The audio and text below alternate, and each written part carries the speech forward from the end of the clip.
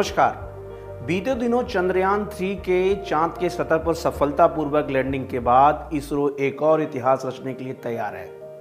इसके लिए बीते 2 सितंबर को देश का पहला सूर्य मिशन आदित्य L1 श्रीहरिकोटा के सतीश धवन स्पेस सेंटर से PSLV C-57 रॉकेट के जरिए लॉन्च किया गया।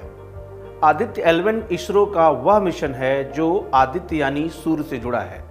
आपने बचपन में हिंदी की क्लास में सूर्य की पर्यायवाची दिन, दिवाकर, भानु, भास्कर और आदित्य जरूर रटी होगी। तो आदित्य सूर्य यानी सन का ही एक नाम है, इसलिए इस मिशन का नाम आदित्य L1 रखा गया है। आदित्य L1 मिशन का यान 4 महीने का सफर पूरा करके L1 पॉइंट तक पहुंचेगा। तो क्या L1 जैसे कई और पॉइंट्स भी हैं अंतरिक्ष में? ये यान L1 पर ही क्यों भेजा जा रहा है? आइए समझते हैं आदित्य L1 की पूरी ABCD और जानते हैं क्यों है यह मिशन खास। सबसे पहले जानते हैं कि इस मिशन को आदित्य L1 क्यों नाम दिया गया।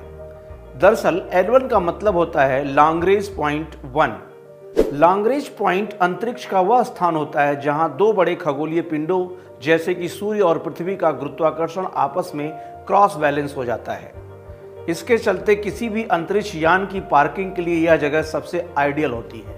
यहाँ किसी यान को सालों साल रखकर एक्सपेरिमेंट किए जा सकते हैं, जिससे कई तरह की जानकारियां जुटाई जा सकती हैं। अब चूंकि यह मिशन सूर्य से जुड़ा है और इसे L1 नाम के लॉन्ग रेंज पॉइंट पर पहुंचाया जाएगा, इसलिए इसे आदित्य L1 नाम दिया गया है। इस तरह से अब आपको समझ में आ गया होगा, सूर्य और पृथ्वी के बीच के स्पेस में L1 अकेला लॉन्ग रेंज पॉइंट नहीं है। जैसा कि आपको पता होगा कि धरती से सूरज की दूरी तकरीबन 15 करोड़ किलोमीटर है। इस दूरी के बीच 5 long range points L1, L2, L3, L4 और L5 पॉइंट हैं।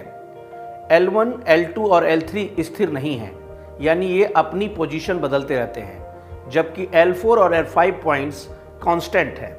L1 हमारी धरती के सबसे पास का है और पहला लॉन्ग रेंज पॉइंट है। इस L1 पॉइंट को Lagrangian points, long range points, libration points या L पॉइंट के तौर पर भी जाना जाता है। यह धरती के 15 लाख किलोमीटर की दूरी पर है। अब इसके बाद आपको यह जिज्ञासा रही होगी कि L1 को ही क्यों चुना गया। क्या L1 तक पहुंचने में कम पैसा खर्च होगा? नहीं, ऐसा नहीं है। दरअसल L1 से सूर्य को 24 घंटे ऑब्जर्व किया जा सकता है। इसके साथ ही इस पॉइंट पर धरती और सूरज के गुरुत्वाकर्षण के बीच बैलेंस बन जाता है।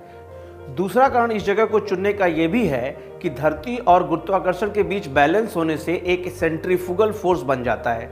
इस फोर्स की वजह से कोई भी स्पेसक्राफ्ट एक जगह स्थिर रह सकता है। L1 पॉइंट की तीसरी सबसे खास बात यह है कि इस जगह पर दिन और रात की साइकिल का भी प्रभाव नहीं पड़ता, यानी यहाँ से सूरज 7 दिन 24 घंटे दिखाई पड़ता है।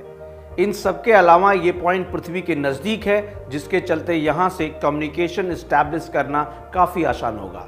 इन सभी कारणों के कारण यह स्थान स्टडी के लिहाज से अच्छा माना जाता है। चलते चलते नज़र डाल लेते हैं आदित्य मिशन पर। आदित्य L1 पूरी तरह से स्वदेशी है।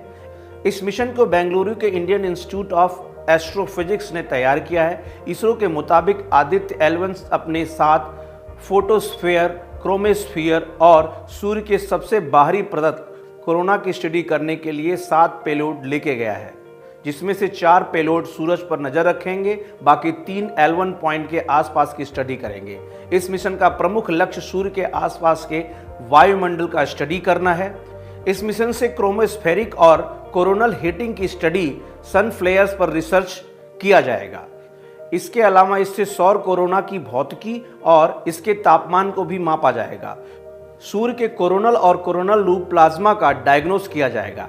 इसके अलावा सूर्य के आसपास हवा की उत्पत्ति, संरचना और गतिशीलता को भी जांचा जाएगा। ये थी आदित्य L1 मिशन की पूरी जानकारी। यह मिशन कहां लैंड करेगा, उस L1 पॉइंट की पूरी जानकारी। इसी तरह की विशेष जानकारी को देखने के लिए हमारे साथ जुड़े रहें और देखते रहें ध्येय टीवी।